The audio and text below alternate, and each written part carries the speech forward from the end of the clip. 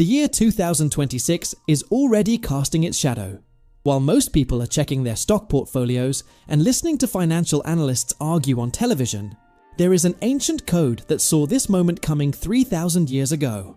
King Solomon, the wealthiest man who ever walked the earth, left us a blueprint. Not for surviving what is coming, but for thriving in it. This is not about panic. This is about prudence. This is about the one strategy that has outlasted every empire, every market crash, every currency collapse in human history. The Prudent Man Strategy. And by the end of this journey, you will understand why the wisest investors in history were not on Wall Street. They were on their knees. Right now, two kinds of people are watching the global economy. The first kind is panicking. They see inflation numbers climbing. They see interest rates fluctuating. They see geopolitical tensions rising, and they freeze. Or worse, they make decisions driven by fear. They sell everything at the bottom, or they hoard cash under the mattress, or they jump into speculative investments because someone on the internet told them it was going to the moon. This is the majority, the panicked herd. The second kind of people are the prudent. They are calm, not because they are ignoring the signs, but because they learned long ago that turbulence is not the exception in this world. It is the rule, and they have a plan. Solomon observed both kinds of people in his lifetime. He watched fools rush into danger because they refused to see it coming. He watched the wise quietly prepare while everyone else partied. And he distilled this observation into one sentence that has saved more fortunes than any hedge fund strategy ever invented. Proverbs 22 verse 3. A prudent man foresees evil and hides himself, but the simple pass on and are punished. Read that again. The prudent man foresees. He does not react. He anticipates. He sees the storm forming on the horizon while the sky above him is still blue. And he does not stand there arguing about whether the storm is real. He hides himself. He takes action. But here is where it gets interesting. Modern economics has completely abandoned this principle.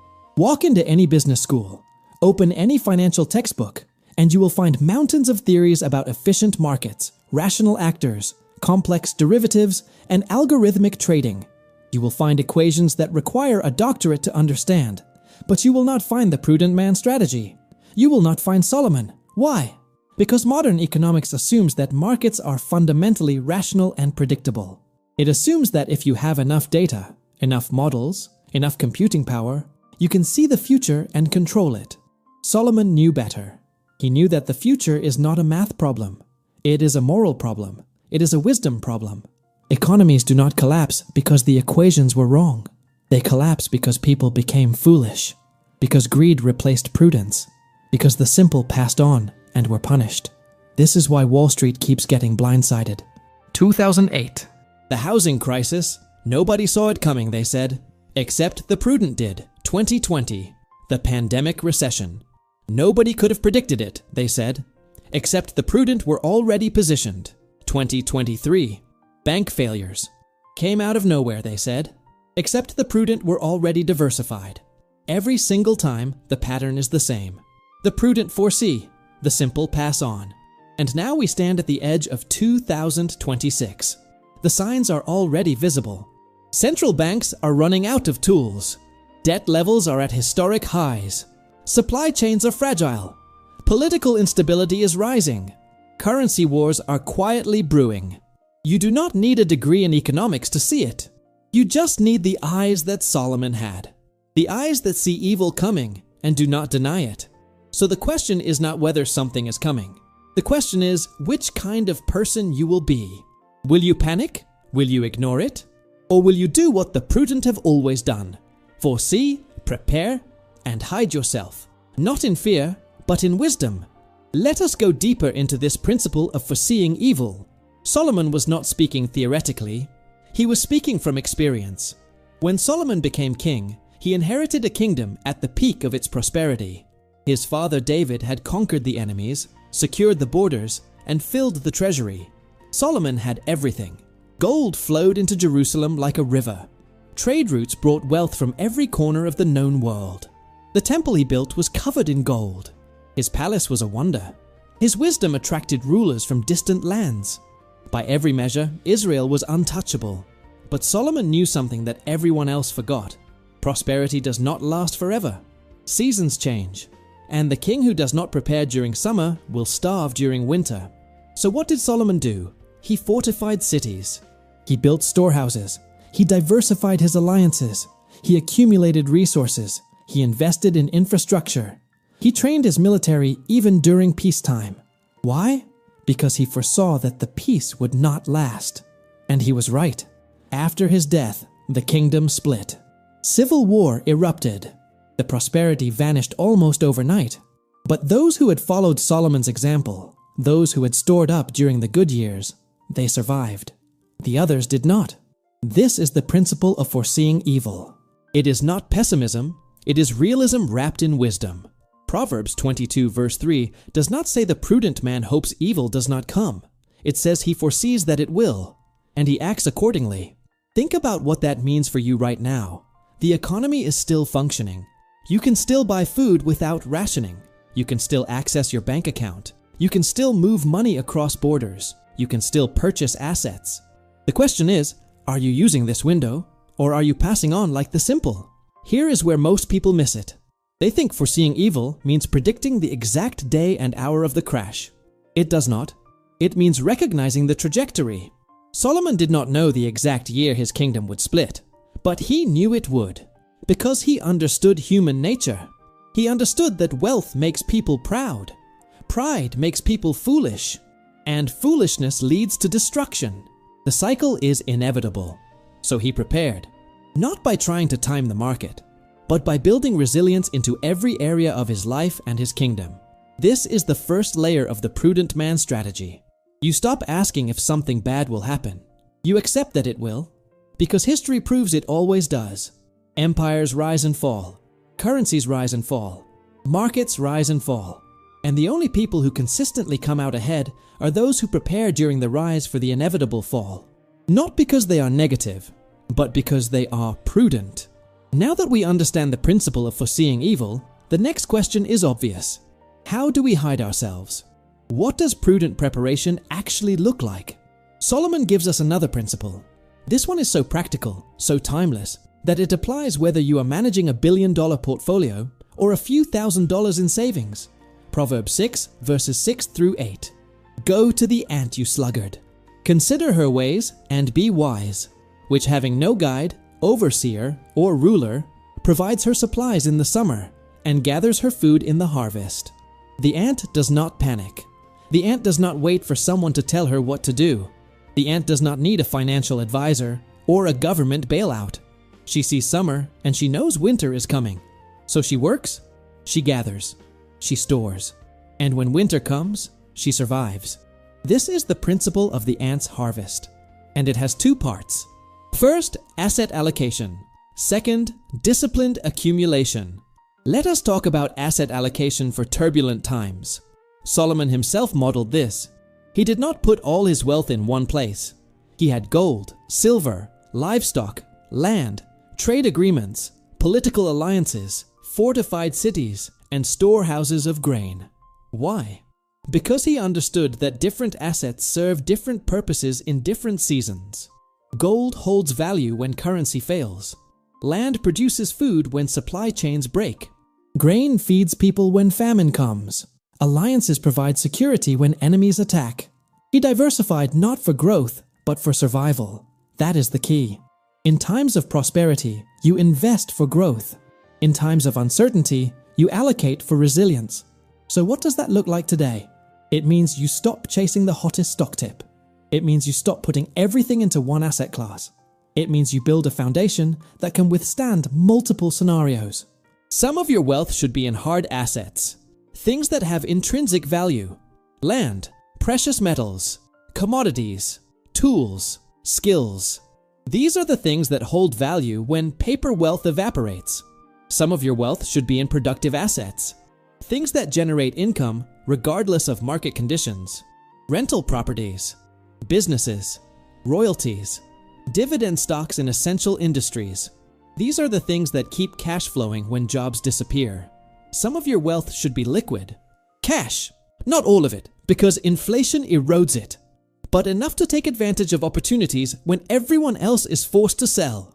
And some of your wealth should be hidden, not illegally, but strategically. This is the part most people do not understand. Solomon said the prudent man hides himself.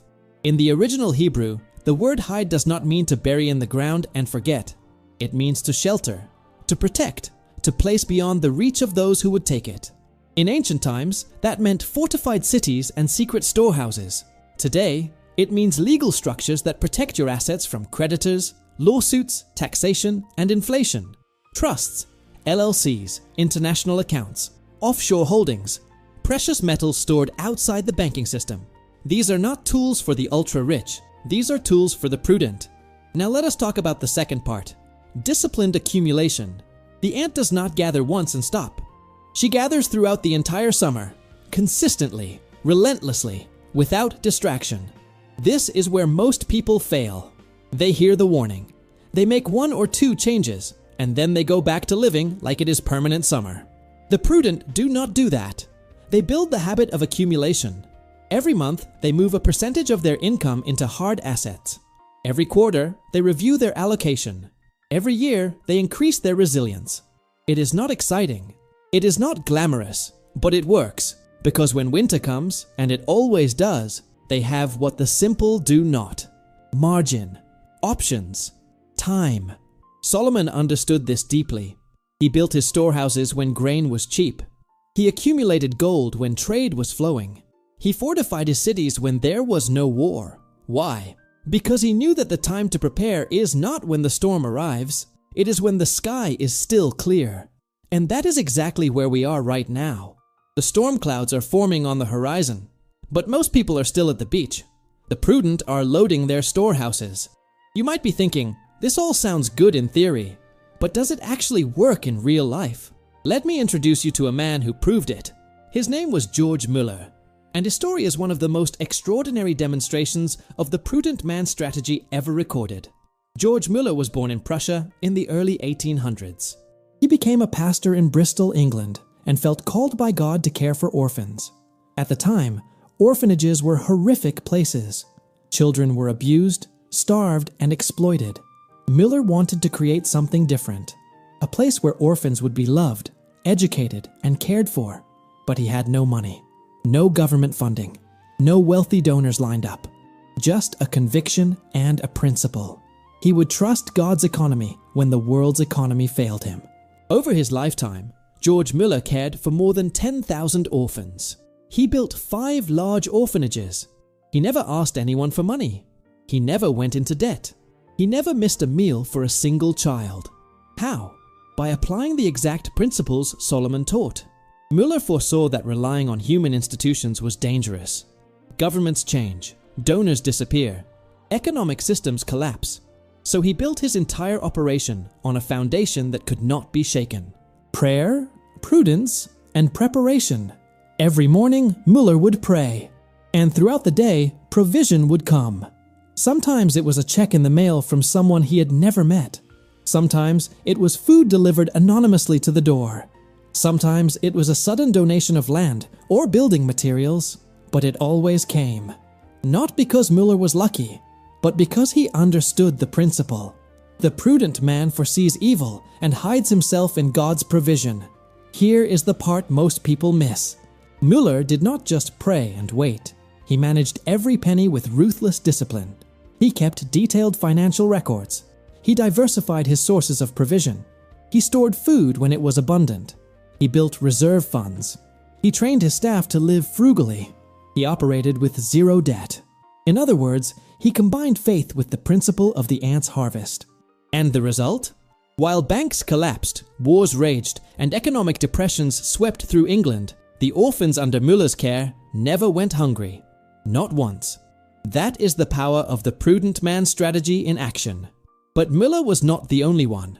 Charles Spurgeon, the great preacher of London, operated the same way. Spurgeon built schools, orphanages, and churches during the height of the Industrial Revolution, a time of massive economic inequality and instability. How did he fund it all? Not through debt, not through government grants, but through disciplined accumulation and diversified giving. Spurgeon taught his congregation the same principle Solomon taught. Store up during the harvest, prepare during peace, and when hard times come, you will have what others do not. Spurgeon's ministry survived economic crashes, political upheaval, and even personal financial attacks. Why? Because he had hidden himself. He had built resilience into every aspect of his work. Now let us bring this into 2025. You might not be building orphanages, but the principle is the same. How do you hide your wealth legally and biblically? You create structures that protect what you have built. You do not leave everything exposed to the next economic storm, the next lawsuit, the next wave of taxation, or the next currency devaluation. You diversify geographically. You hold assets in multiple jurisdictions. You use legal entities that separate your personal liability from your investments. You store wealth in forms that governments cannot print into oblivion. And you do it all within the bounds of the law, because the goal is not to evade responsibility. The goal is to fulfill your responsibility to your family, to your calling, to the people who depend on you, just like Müller, just like Spurgeon. This is what separates the prudent from the simple. The simple think hiding wealth is greedy. The prudent know it is stewardship, because when the storm comes, the simple will have nothing left to give, but the prudent will still be standing, still providing, still building, still blessing. That is the legacy of the Prudent Man Strategy, and that is the legacy you are called to build. So here we are. You now understand the Prudent Man Strategy. You know the principle of foreseeing evil. You know the principle of the ant's harvest. You know how the great generals of faith applied these truths in their own lives. Now the question is, what will you do with this knowledge? Let me give you a 24-month action plan. A simple, biblical, practical roadmap that will position you for 2026 and beyond. Months 1 through 3. Assess and awaken. Take a hard look at your current financial position. Where is your wealth? How is it allocated? Is it concentrated in one place, one currency, one market, one country? Write it down. All of it. Then ask yourself, if the worst case scenario happened tomorrow, what would survive? This is your wake-up call. Do not ignore it. Months 4 through 6. Diversify and protect. Begin moving assets into hard, productive, and liquid categories. Open accounts with institutions outside your primary banking system. Purchase physical precious metals. Invest in land or tools or skills that have intrinsic value. Set up legal structures that protect what you have built. This is the season of building your ark. Months 7 through 12. Accumulate and automate. Create automatic transfers that move a percentage of every paycheck into your resilience fund. Make it a non-negotiable habit. Treat it like tithing, because in a sense, it is. You are tithing to your future self and to the people who will depend on you when others cannot help. Increase your income streams. Start a side business. Monetize a skill. Build something that generates cash flow independently of your primary job. Months 13 through 18. Strengthen and store. This is your storehouses phase. Build up reserves of essential goods, not in a panic, but methodically. Food, water, medicine, energy sources. Think like the ant. Gather during summer. Pay off debt aggressively. Debt is the opposite of hiding yourself. It exposes you. It makes you vulnerable. The borrower is slave to the lender. Break those chains. Months 19 through 24. Position and prepare. Now you are ready for the final phase. Look for opportunities that will emerge when the storm hits. Because here is the secret the prudent know. Every crisis creates opportunity. When everyone else is selling in panic, you will have liquidity to buy. When everyone else is losing their assets, you will have the legal structures to protect yours. When everyone else is scrambling, you will have margin to think clearly and act decisively. This is not about taking advantage of people. This is about being in a position to help, to provide, to build when others can only survive. And here is the beautiful part. If the storm does not come in 2026, you lose nothing. You will be wealthier, healthier, more resilient, more disciplined, better positioned, and you will have built habits that will serve you for the rest of your life. But if the storm does come, and history suggests it will be one of the few standing, Not because you were lucky, not because you had insider information, but because you followed the oldest, most proven strategy in human history, the Prudent Man Strategy, the strategy of Solomon, the strategy of Müller, the strategy of Spurgeon, the strategy of every wise person who ever navigated turbulent times successfully. So let me leave you with this. Proverbs 22, verse 3. A prudent man foresees evil and hides himself, but the simple pass on and are punished. You now know which path to take. You now have the map. You now have the next 24 months laid out in front of you. The only question left is, will you act or will you pass on? And maybe, just maybe, when 2026 arrives, you will look back on this moment as the day everything changed. The day you stopped reacting and started foreseeing. The day you stopped being simple and became prudent. The day you unlocked Solomon's wealth code.